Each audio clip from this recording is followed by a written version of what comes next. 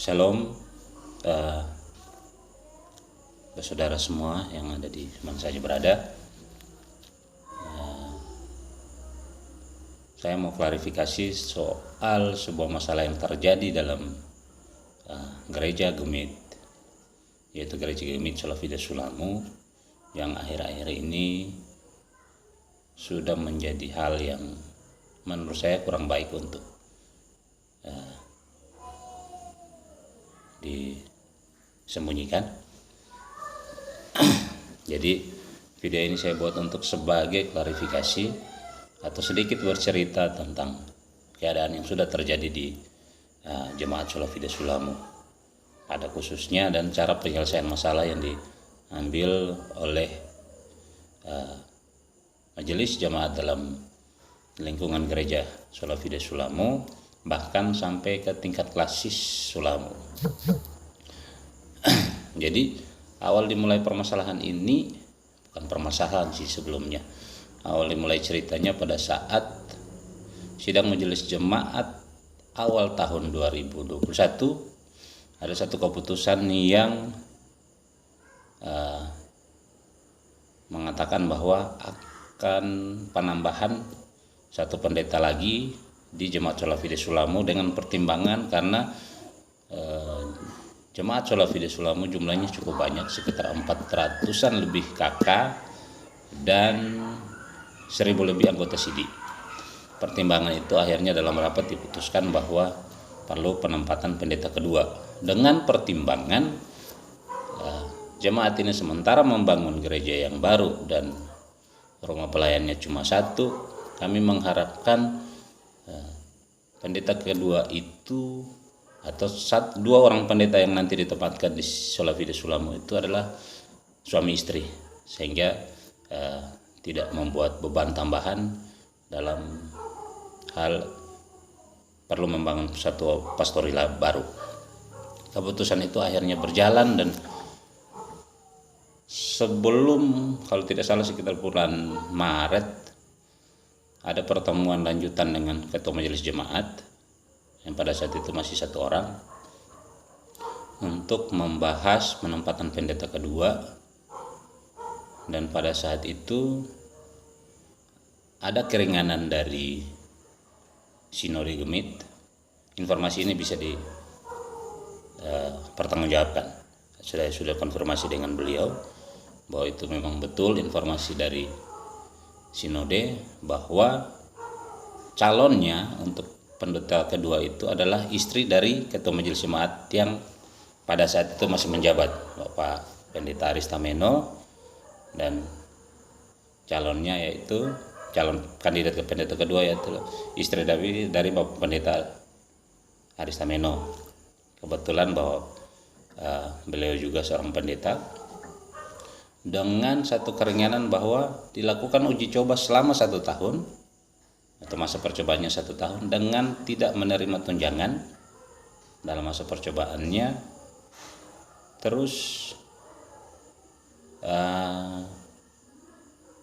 SGP dari Jemaat Solafide Sulamu ke Sinode itu sedikit dikasih keringanan di kisaran nominal 6 jutaan. Dan pada saat itu lahirlah satu keputusan rapat tentang penempatan pendeta kedua itu bahwa kami setuju. Pada dasarnya semuanya setuju dengan satu pertimbangan. Setelah selesai triwulan pertama, setelah bulan Maret masuk bulan April, kita akan bersurat ke klasis untuk menindaklanjuti keputusan ini. Dan akhirnya hari itu pun tiba, klasis sudah datang untuk mendengar keputusan kita tentang penempatan pendeta kedua. Sayangnya pada saat terjadi sidang dengan ketua klasis Sulamu, ada sedikit perbedaan pendapat dari sesama majelis, bahwa keputusan yang kemarin kita sudah buat yang seharusnya sudah final penempatan pendeta kedua itu dengan uji coba, akhirnya sedikit dibantah bahwa keputusannya belum final. Akhirnya lahir dari hasil rapat itu keputusan dan tindak lanjut untuk penempatan pendeta kedua sedikit ditunda. dan akhirnya belum berjalan. Informasi ini sudah sampai kepada jemaat dan akhirnya jemaat mengambil satu kesimpulan bahwa kayaknya kita perlu untuk bertemu dengan klasis. Ada beberapa jemaat berkumpul dengan tokoh jemaat, mereka bertemu dengan klasis pada beberapa hari setelah sidang itu, dan hasilnya bahwa Ketua KMK Sulamo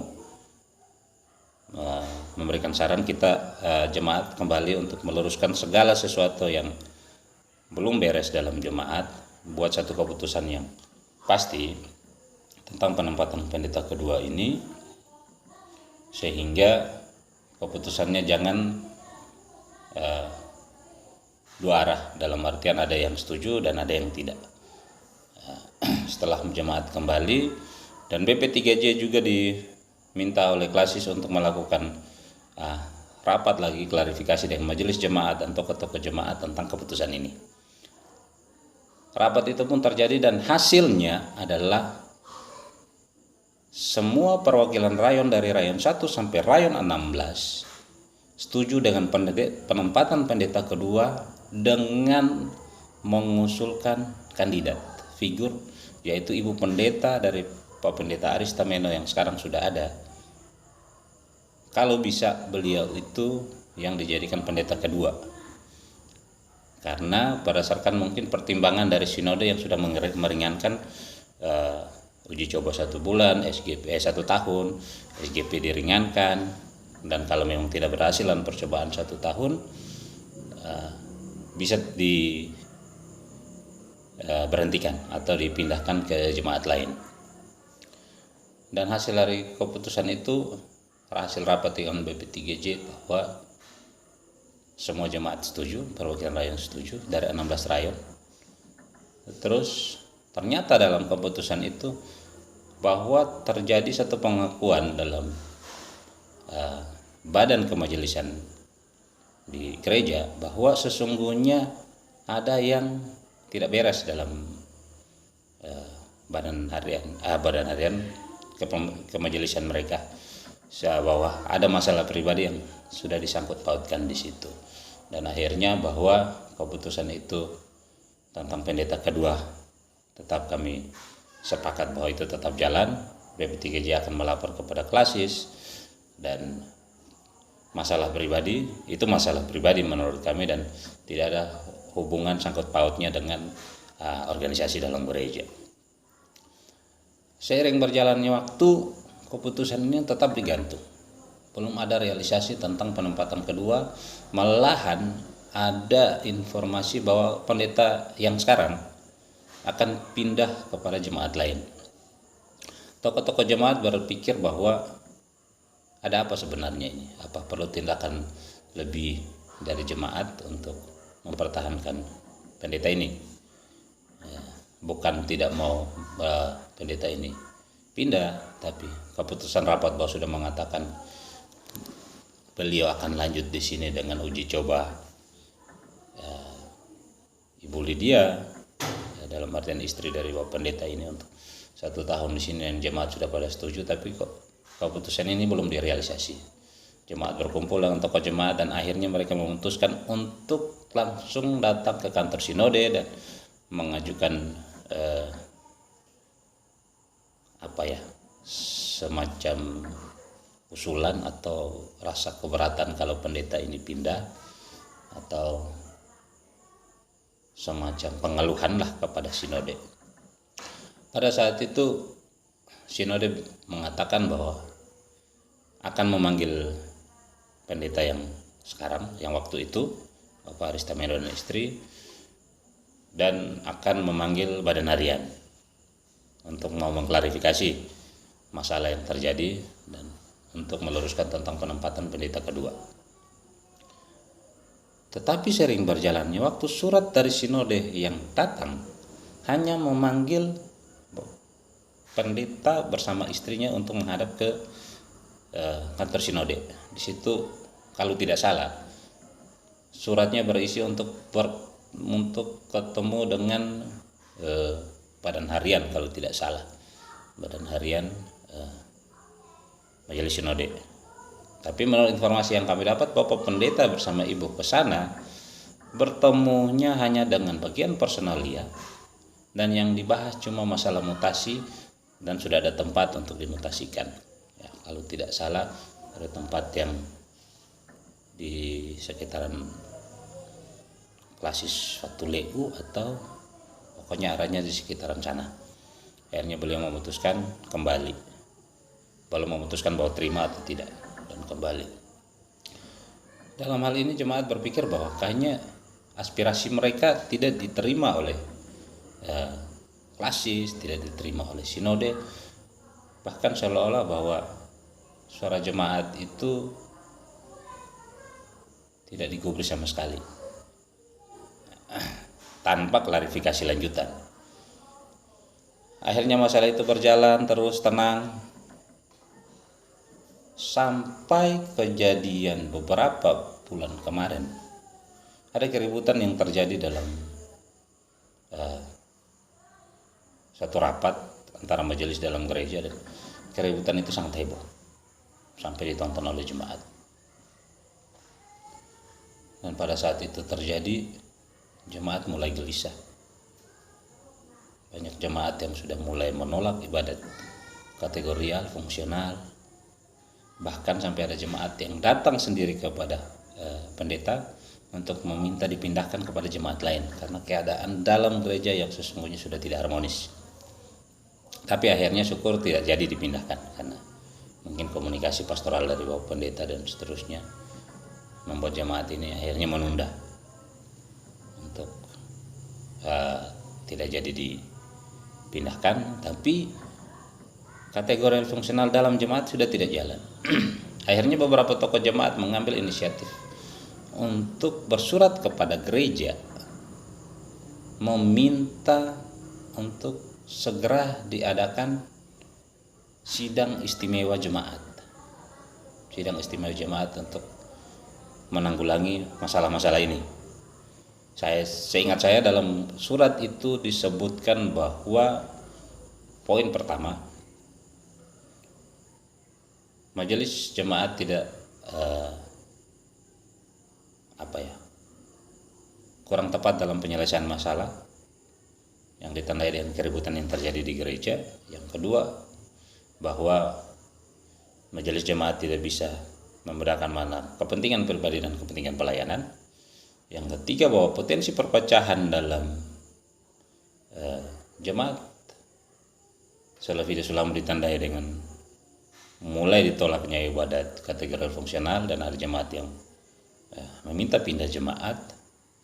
Terus ada keputusan tentang legalitas tanah gereja yang belum diurus. Dan yang kelima, kalau tidak salah, tidak transparan dalam hal keuangan dengan laporan keuangan yang tidak dilaporkan tiap bulan.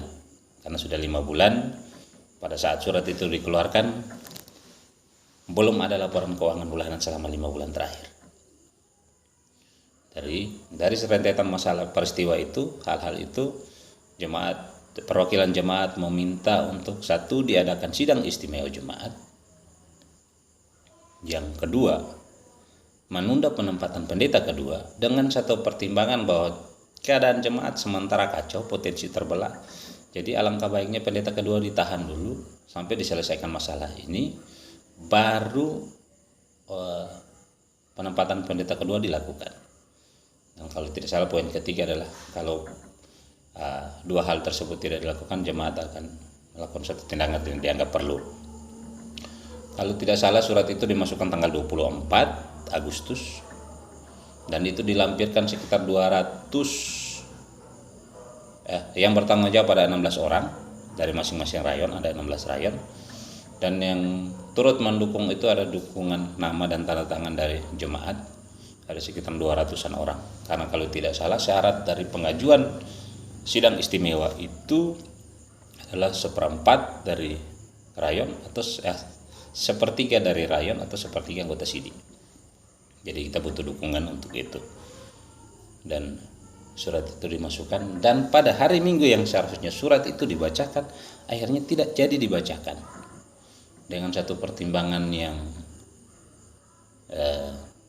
bahwa ini kayaknya perlu pertemuan dulu dengan beberapa tokoh jemaat yang adalah perwakilan rayon ini. BP3J mengambil alih pertemuan itu untuk mengundang perwakilan jemaat 16 orang ini untuk terjadi pertemuan. Hasilnya bahwa surat itu akan dibacakan minggu berikutnya. Pada hari minggu berikutnya surat ini tidak jadi dibacakan lagi. Terjadilah keributan setelah kebaktian tentang surat itu harus dibacakan. Ternyata tidak dibacakan. Setelah kebaktian diundang lagi 16 orang ini untuk melakukan pertemuan dengan sekretaris klasis yang pada saat itu hadir di kebaktian hari Minggu dengan membawa 2 surat tugas pendeta baru, 2 pendeta suami istri. Dengan alasan surat tugas ini, akhirnya surat dari jemaat itu tidak mau dibacakan karena katanya surat dari jemaat itu akan membatalkan penempatan pendeta ini. Pertemuan itu terjadi sampai terjadi keributan. Banyak jemaat yang melihat dan akhirnya keputusan itu digantung. Kami bertanya-tanya dalam hati bahwa apa yang sebenarnya terjadi. Sedangkan dari pengakuan sekretaris klasis sendiri pun katanya pernah mengadakan sidang istimewa di jemaatnya sendiri karena wakil ketua pada saat itu mengundurkan diri dan dilakukan satu sidang istimewa dan dilakukan pemilihan lagi. Menurut saya, sidang istimewa tidak dilakukan dengan alasan itu. Dan bukan menurut saya kayaknya, menurut aturan seperti itu. Karena aturan sesungguhnya bahwa sidang istimewa itu dilakukan karena tidak berjalannya pelayanan, ada potensi perpecahan, ada kebutuhan mendesak lain. Itu menurut tata gemit. Tidak ada menyebutkan untuk pemilihan wakil ketua diadakan satu sidang istimewa. Akhirnya terjadi keributan pada saat itu dan keputusannya digantung. Hari Seninnya ada informasi bahwa Ketua KMK Sulamu, Pak Lasi Sulamu meminta bertemu dengan 16 perwakilan rayon. Dan menurut beliau bahwa hal-hal yang kita sampaikan itu tidak perlu dilakukan satu sidang istimewa. Tidak perlu. Dan itu menurut informasi yang didapat dari sinode. Karena surat yang disampaikan oleh jemaat itu tembusannya ke klasis dan juga ke sinode. Dan menurut beliau bahwa informasi dari yang didapat dari sinode bahwa hal-hal yang disampaikan jemaat itu hanya butuh klarifikasi. Bukan dibutuhkan satu sidang istimewa. Karena nilai sidang istimewa nilainya lebih tinggi dari masalah yang disampaikan oleh jemaat. Dan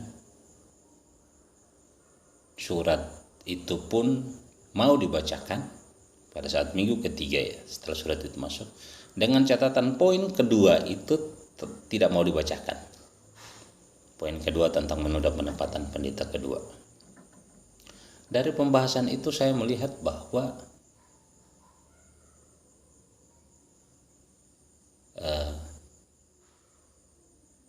ketua klasis tidak sesungguhnya melihat permasalahan yang terjadi.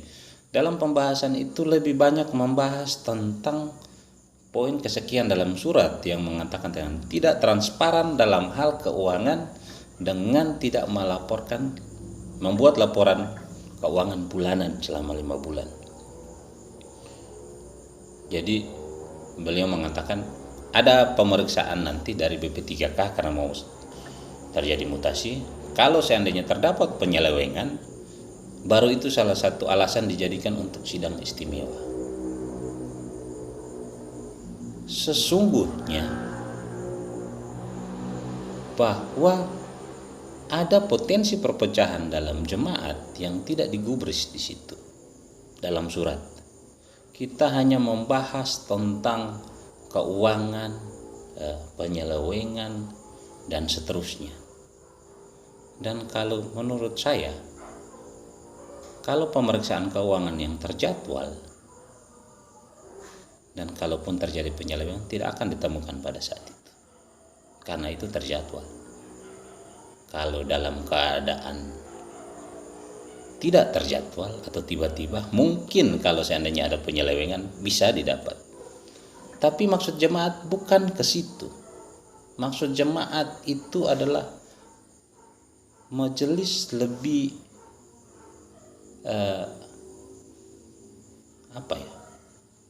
mematuhi satu keputusan rapat yang sudah dibuat. Keputusan tentang pembuatan laporan keuangan itu sudah dibuat dalam sidang majelis jemaat. Terus kami berharap klasis atau sinode malahan perlu melihat lebih dalam tentang potensi perpecahan ini. Dan sayangnya bahwa itu hanya diperlukan klarifikasi katanya. Akhirnya semua pun berjalan dan jemaat keluar dengan kecewa. Seolah-olah suara jemaat itu tidak diindahkan. Dan jemaat pulang dengan kecewa. Dan keputusan tentang pendeta kedua mau diserah terima minggu depannya tetap terjadi.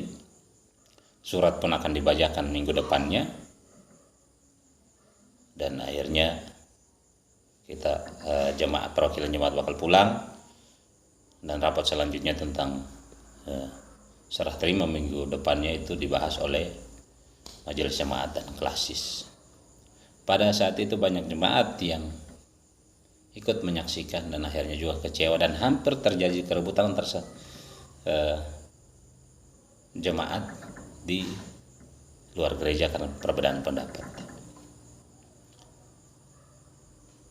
Dan saya sendiri pada saat sidang itu saya mengatakan bahwa langsung kepada Pak Klasis, tolong lihat tentang potensi perpecahan ini. Bahwa kita hanya perlu klarifikasi, tidak klarifikasi antara klasis dengan perwakilan jemaat. Kita perlu klarifikasi dalam lingkup yang lebih besar. Kita perlu orang-orang ini kenapa tidak menerima ibadat lagi. Kita perlu orang-orang ini kenapa mereka minta untuk dipindahkan kepada jemaat lain. Sampai-sampai saya mengatakan bahwa jangan sampai gereja ini terbagi dua. Dan itu saya pertanggungjawabkan bahasa itu, dan saya sendiri yang mengatakan. Tapi tetap saja bahwa keputusan itu tidak digubris. Yang sangat membuat hati jemaat kecewa adalah pada saat pertemuan dengan sekretaris klasis. Dan sekretaris klasis mengatakan bunyi isi surat itu umum, tidak spesifik kepada masalah atau multitafsir katanya. Dan menganggap bahwa surat ini masih belum layak untuk diadakan sidang istimewa. Permohonan itu ditolaklah mentah-mentah. Ada sikap majelis yang kurang tepat di situ. Mereka seolah-olah mendapat dukungan dan ada beberapa orang yang melakukan aplaus, tepuk tangan, dan ada beberapa majelis yang membuat simbol seperti ini di depan jemaat. Saya rasa tindakan itu tidak seharusnya terjadi. Karena majelis yang berdiri di depan pun dipilih oleh jemaat. Dan kayaknya itu berdampak pastinya. Pemikiran saya benar. Setelah hari itu, setelah jemaat keluar dengan kecewa, ibadat rumah tangga pun ditolak. Kebanyakan ditolak. Kalau tidak salah, kalau salah minta maaf, perlu dikoreksi. Dari 16 rayon, 10 rayon tidak terjadi ibadat rumah tangga pada saat itu. Banyak majelis yang sudah siap dan akhirnya jemaat menolak untuk tidak terjadi ibadat rumah tangga dengan satu catatan, selesaikan dulu masalah dalam gereja, dan setelah itu baru datang untuk memimpin kebaktian rumah tangga. Dan hal yang ditakutkan pun terjadi. Hari Minggu pada saat terjadi serah terima pendeta dengan jemaat tamu yang begitu banyak, ada pendeta yang lain dari jemaat lain pun datang, terjadilah satu masalah. Ada 21 majelis jemaat yang mengundurkan diri pada saat itu. Ada 21 dari 50-an majelis. Kalau tidak salah hampir setengah pengunduran diri. Dan terjadi pada saat serah terima pendeta baru. Dan kalau ini juga tidak ditanggapi dengan serius, saya rasa petinggi gemit, klasis maupun sinode yang membiarkan gereja ini, jemaat ini pecah. Karena aspirasi jemaat sudah disampaikan kepada petinggi gemit yang kami anggap bisa menyelesaikan masalah, tapi akhirnya tidak.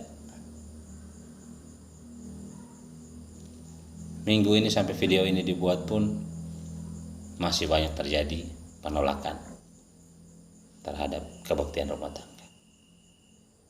Mau dibiarkan, apalagi jangan sampai bisa terjadi hari Minggu gereja mulai berkurang jemaatnya, lama-kelamaan gereja kosong. Apa 2 pendeta ini yang baru datang bisa menyelesaikan masalah ini? Itu sih harapannya.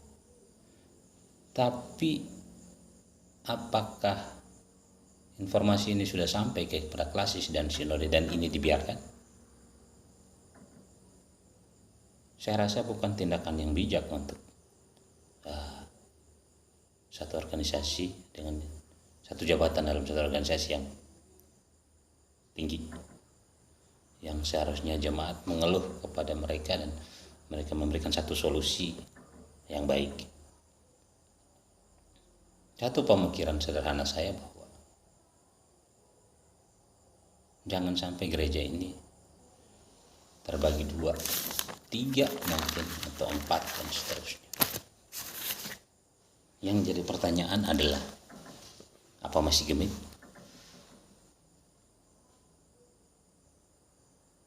Atau ekstrimnya, apa masih Kristen?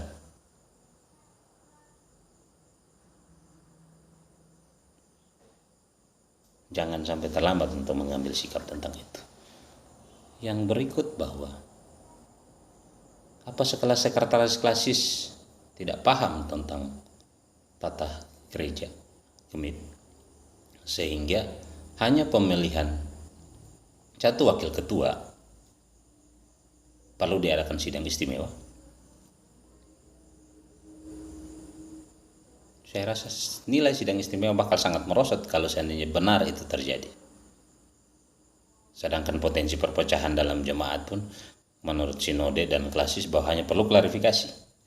Tapi kenapa sekretaris klasis melakukan sidang istimewa hanya untuk pemilihan wakil ketua di jemaat? Atau mungkin antara sekretaris klasis dan sinode miskomunikasi. Kami sebagai jemaat tidak tahu. Terus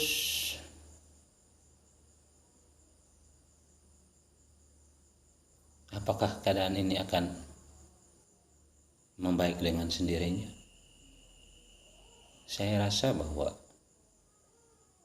bukan kami yang harus memikirkan itu. Saya rasa bahwa gereja perlu memikirkan itu. Jangan membiarkan hal ini berlarut-larut dan akhirnya bahwa misi gereja sendiri itu mati atau tidak berjalan karena ulah-ulah kita sendiri. Satu hal yang sederhana, dan informasi ini bisa saya pertanggungjawabkan, dan karena ini maka saya rasa dalam tubuh gereja, khususnya gereja Gemit Salafiyah Sulam, perlu diperbaiki adalah keributan antara sesama majelis pada saat itu dikarenakan tersinggung dengan doa. Ada majelis yang berdoa dengan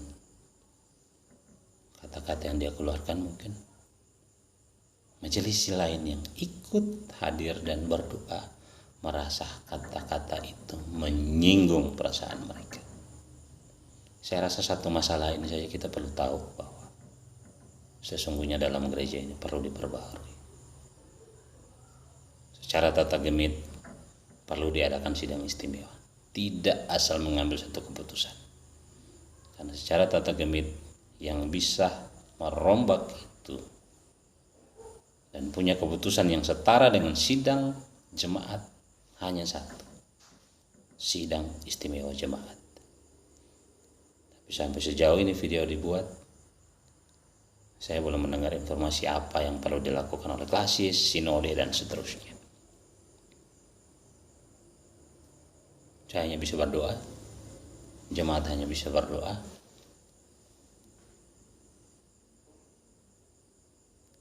dan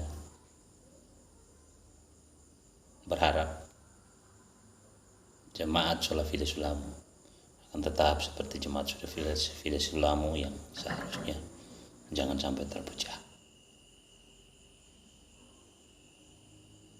Kalau pemikiran awam saya bahwa Gemit tidak mampu menyelesaikan masalah ini atau tidak mau berpikir tentang masalah ini atau membiarkan masalah ini terjadi dan akhirnya gereja ini harus terbagi menjadi beberapa bagian, kayaknya bukan terbagi ke sesama Gemit, tapi bisa jadi ke kalangan gereja lain, karena Gemit sendiri salah dalam mengambil sikap untuk penyelesaian masalah, dan semoga itu tidak terjadi. Mungkin ini saja yang perlu saya sampaikan untuk mengklarifikasi beberapa hal. Informasi yang saya sampaikan sangat dapat dipertanggungjawabkan karena saya terlibat langsung dalam proses penyelesaian masalah ini. Oke, terima kasih. Tuhan memberkati.